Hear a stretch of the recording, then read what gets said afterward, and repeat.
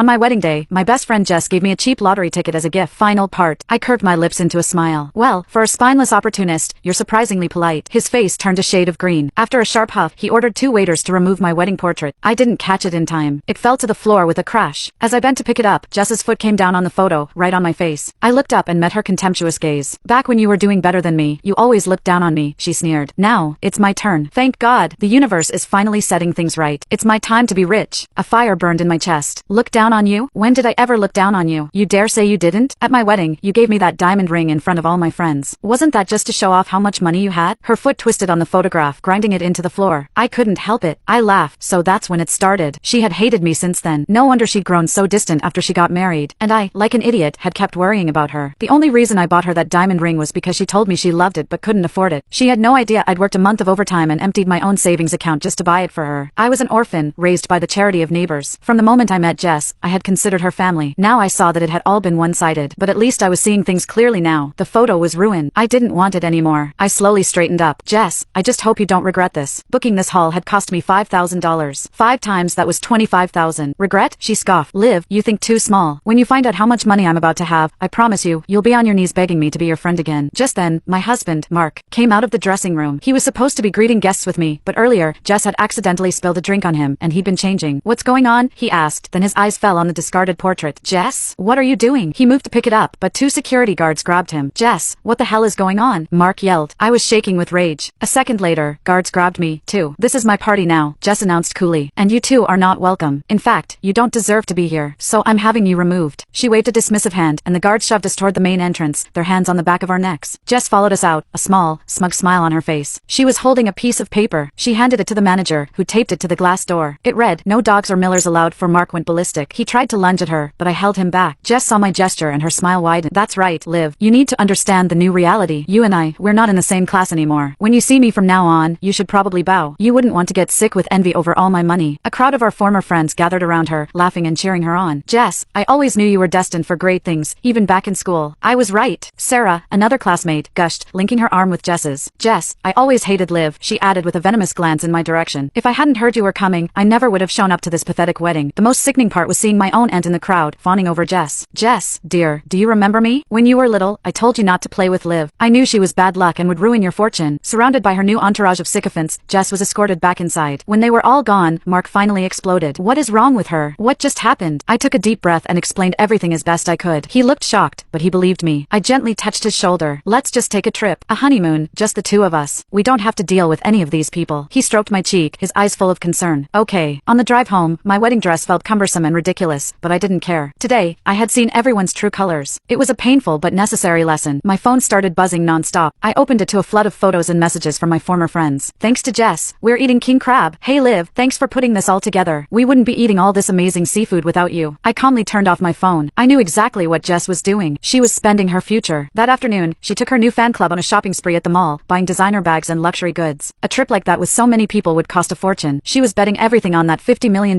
prize. What she didn't know was that I was holding the real winning ticket. The time for the lottery drawing was getting closer, and I couldn't wait to see the look on her face when she realized her numbers didn't hit. I was wondering where she got all her cash when a friend who worked in real estate messaged me. Hey, check this out. Is this your friend Jess's house? She's selling it for half the market value. Did she win the lottery or something? I smirked. Something like that. So that's how she was funding her grand performance. She'd sold her car, sold her house, liquidated every asset she had, all to throw money at people who would abandon her the second it ran out. Late that night, as I was packing our suitcases, my phone rang. It was Jess. Her voice was smug. Guess where I'm staying tonight? A luxury presidential suite. Have you ever even seen one, Liv? Let me tell you something. After tonight, the gap between you and me will be a chasm you can never cross. Tomorrow, I will be a multi-millionaire. $50 million. You'll never see that much money in your entire life. I couldn't stand the sound of her voice. I hung up. The next morning, I woke Mark up early. We had to get out of the state. Just as we were about to cross the state line, her number appeared on my screen again. A frantic, desperate series of calls. I answered. A furious roar erupted from the other end. Olivia, what did you do? Where is my $50 million? Where is my money? Why? Why am I still broke in this life? I held the phone away from my ear, letting Jess's screams and sobs echo into the empty car. Mark glanced over, his jaw tight with anger, but I just shook my head, a cold, calm smile playing on my lips. Did you really think it'd be that easy? I asked, my voice steady as a rock. That you could steal a ticket, sell everything you own, and waltz into $50 million?